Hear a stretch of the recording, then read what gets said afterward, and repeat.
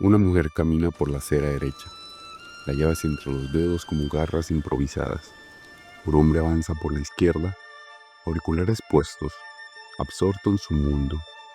Ambos recorren la misma calle, respiran el mismo aire nocturno, pero habitan realidades completamente distintas. El miedo, ese arquitecto invisible, ha trazado mapas diferentes de cada uno de ellos. Bienvenidos al territorio más inexplorado de nuestras ciudades, la geografía emocional del terror, un lugar donde las estadísticas chocan violentamente contra la experiencia vivida, donde los números oficiales se demoronan ante el peso de los cuerpos que tiemblan. Los datos son fríos, implacables, aparentemente objetivos. En México, según la Encuesta Nacional de Victimización y Percepción sobre la Seguridad Pública del año 2022, los hombres representan el 77,8% de las víctimas de homicidio doloso. En Estados Unidos, reporta que los hombres tienen 1.8 veces más probabilidades de ser víctimas de robos violentos en espacios públicos. De los 464.000 homicidios registrados mundialmente en 2017, el 81% de las víctimas fueron hombres. Los números parecen gritar una verdad incómoda. Ellos mueren más. Ellos sangran más en las calles. Pero entonces, ¿por qué son ellas quienes más temen? La misma encuesta del INEGI revela que el 68,4% de las mujeres modifican sus rutinas por miedo a la violencia, comparado con el 52,1% de los hombres. Las mujeres suelen evitar salir de noche, usar transporte público y caminar solas por su propio vecindario, en proporciones significativamente mayores que los hombres. Estamos ante una paradoja desconcertante. Quienes estadísticamente mueren menos, viven con más miedo. Simone de Beauvoir desentrañó esta aparente contradicción hace décadas. En El segundo sexo, escribió: no se nace mujer, se llega a serlo. Pero podremos añadir: no se nace con miedo, se aprende a tenerlo de maneras profundamente diferenciadas según el género. Desde la infancia, los cuerpos femeninos son socializados en la vulnerabilidad. No salgas sola, cuidado con los extraños, no uses esa ropa, no pases por ahí. Cada advertencia va tejiendo una red invisible de restricciones que se naturaliza hasta volverse indistinguible de la propia identidad. Como observó de Beauvoir, la mujer se determina y se diferencia con la relación al hombre y no a este con relación a ella. Ella es lo inesencial frente a lo esencial. Él es sujeto, él es absoluto, ella es lo otro. Esta construcción de la alteridad implica también la construcción de la vulnerabilidad como destino. Las niñas pretenden que el mundo exterior es peligroso para ellas de maneras específicas, íntimas, sexualizadas. Los niños, en cambio, son socializados en la vulnerabilidad, en la negación del miedo como debilidad, en la conquista del espacio público como derecho de nacimiento. Un estudio longitudinal de la Universidad de Illinois siguió a 2.847 niños durante 12 años y encontró que las diferencias de la percepción de seguridad comienzan a manifestarse alrededor de los 8 años, intensificándose dramáticamente durante la pubertad.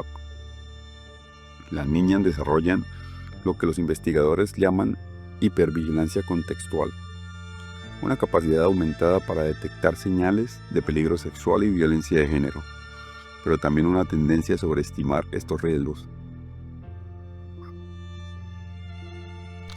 Michel Foucault nos enseñó que el poder no solo reprime, también produce cuerpos dóciles, subjetividades disciplinadas, territorios de control.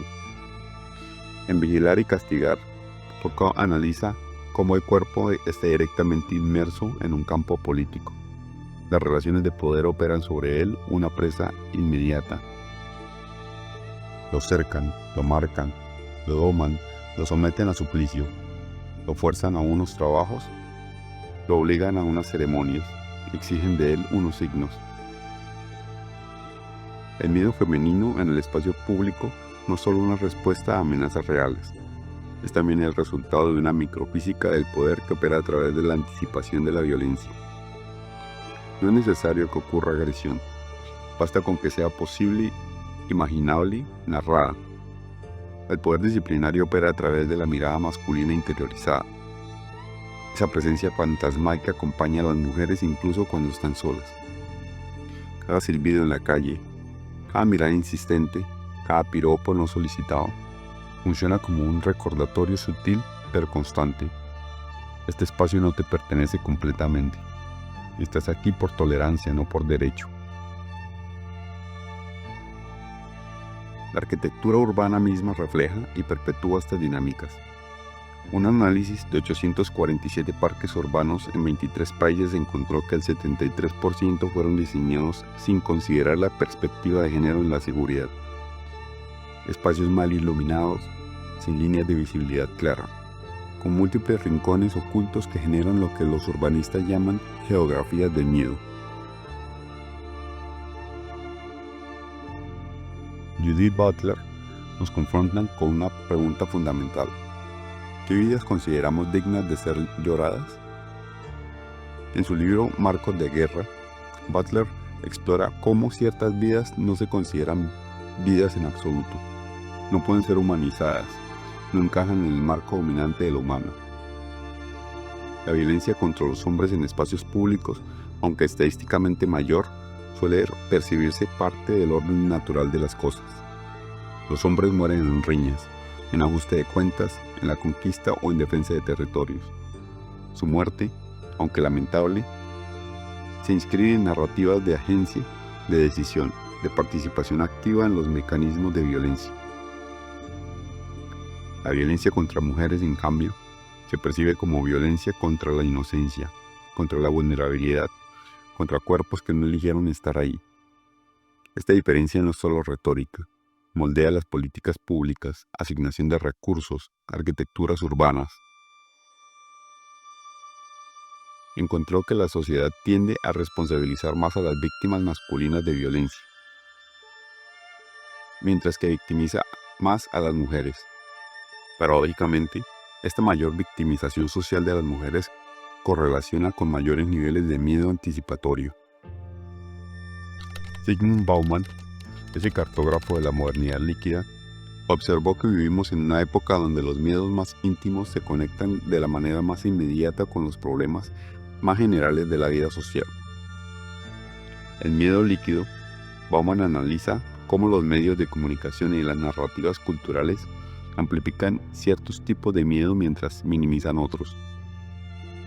Los feminicidios ocupan portadas, generan movimientos sociales, transforman legislaciones. Los homicidios masculinos se relegan a las páginas de una nota roja. Se normalizan como estadísticas de violencia urbana cotidiana.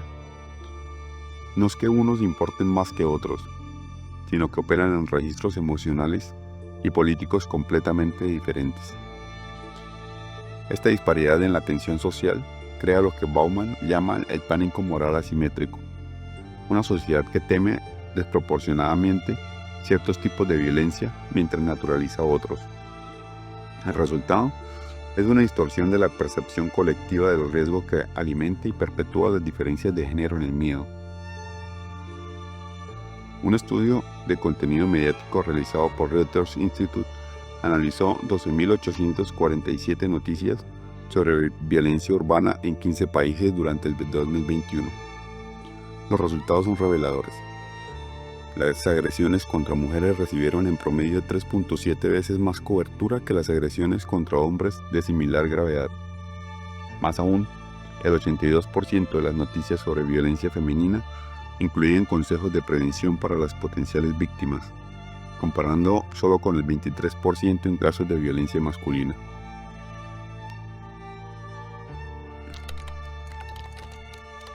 Pero hay algo más profundo en juego. La amenaza que pesa sobre las mujeres en el espacio público es la amenaza de la violación, del acoso sexual de la apropiación del cuerpo como territorio de conquista. Según la Organización Mundial de la Salud, 1 de cada 3 mujeres en el mundo ha experimentado violencia física o sexual. Pero estas cifras solo capturan la violencia consumada, no el océano de violencia anticipada que condiciona la experiencia femenina cotidiana. La amenaza sexual introduce una dimensión cualitativa diferente al miedo, no solo el temor a perder la vida o las pertenencias, sino a ser reducida a un objeto, experimentar una forma de muerte social que puede sobrevivirse físicamente. Esta especificidad del miedo femenino no lo hace más válido que el masculino, pero sí cualitativamente distinto. Un estudio etnográfico realizado en 12 ciudades de América Latina documentó las estrategias corporales de supervivencia que desarrollan las mujeres, como alterar la postura, modificar la forma de vestir, cambiar el ritmo de la caminata, evitar el contacto visual. El 89% de los participantes reportó realizar al menos 5 de estas modificaciones corporales diariamente, describiendo el proceso como camaleónica adaptación al peligro. Kevin Lynch estudió cómo las personas crean mapas mentales de las ciudades, identificando hitos, sendas, bordes, nodos y barrios, pero Lynch no consideró que estos mapas cognitivos están profundamente generalizados. Las mujeres y los hombres realmente habitan ciudades diferentes, construidos con los mismos ladrillos pero organizados por geografías emocionales completamente distintos. Las mujeres desarrollan lo que los psicólogos ambientales llaman mapas de habitación, representaciones mentales de la ciudad que incluyen zonas rojas, zonas amarillas y zonas verdes. Estos mapas se transmiten entre mujeres a través de redes informales de información. No pases por ahí, ten cuidado con ese tipo, mejor toma esta ruta. Un proyecto de cartografía colaborativa realizado en Ciudad de México documentó estos mapas invisibles. A través de una aplicación móvil, 3.247 mujeres marcaron durante 6 meses los lugares donde habían experimentado acoso, violencia o simplemente se habían sentido inseguras. El resultado fue un mapa paralelo de la ciudad, una geografía fantasma que coincide solo parcialmente con las estadísticas oficiales de criminalidad. Los hombres, encontró el estudio, navegan la ciudad con mapas mentales significativamente más simples, basados principalmente en la criminalidad visible, asaltos, balaceras, presencia policial. Sus zonas de habitación tienden a correlacionar más directamente con las estadísticas oficiales de violencia. El miedo tiene costos económicos medibles. Un estudio del Banco Interamericano de Desarrollo calculó que la inseguridad percibida por las mujeres en el transporte público reduce su participación en el mercado laboral en un promedio del 6,8% en América Latina. El impuesto del miedo. Los costos adicionales que las mujeres pagan por inseguridad. Taxis en lugar de transporte público. Productos de autodefensa. Modificaciones en el hogar. Asciende aproximadamente a $847 anuales por mujer urbana en la región. Esta economía del miedo perpetúa desigualdades más amplias. Las mujeres llegan tarde al trabajo por tomar rutas más largas pero más seguras. Rechazan oportunidades laborales en ciertos horarios o ubicaciones. Gastan una proporción mayor de sus ingresos en estrategias de seguridad. Paradójicamente, los hombres, que estadísticamente enfrentan mayores riesgos de violencia letal, raramente internalizan estos costos. Su socialización en la invulnerabilidad los lleva a asumir riesgos que, desde una perspectiva actuarial, serían irracionales. Hay algo más inquietante aún en esta ecuación. Los hombres socializados para negar el miedo desarrollan menos herramientas para procesarlo, nombrarlo y gestionarlo.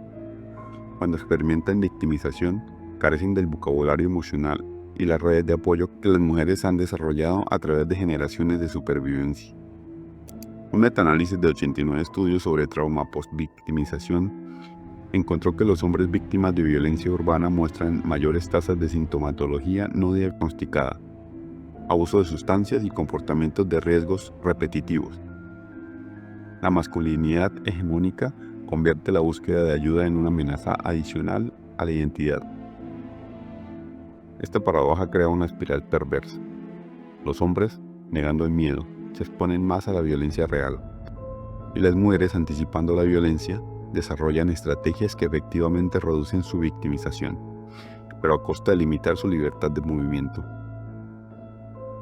La era digital ha complicado aún más estas dinámicas.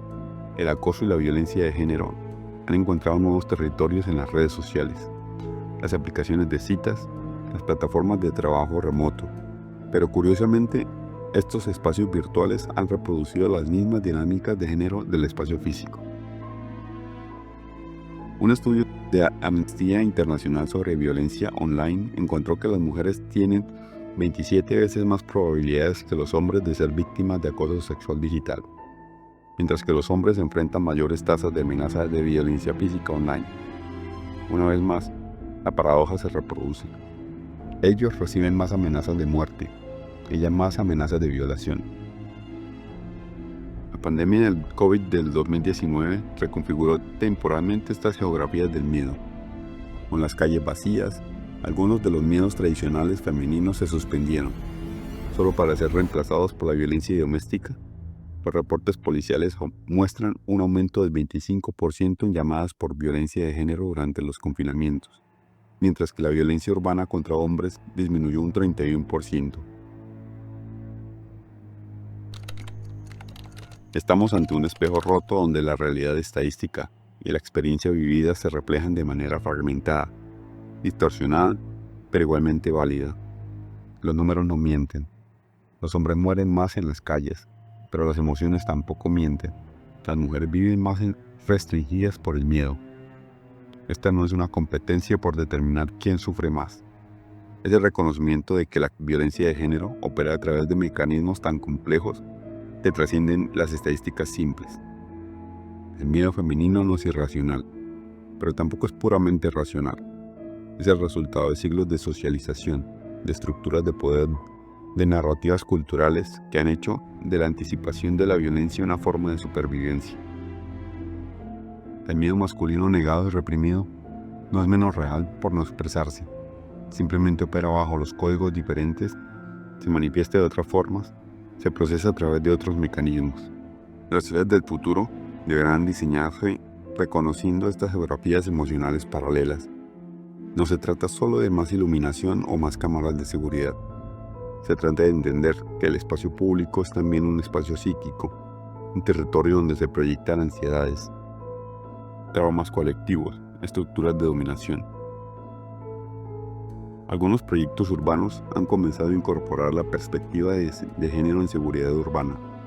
Medellín implementó un programa de urbanismo social que incluye la cultura sistemática a mujeres en el diseño de espacios públicos.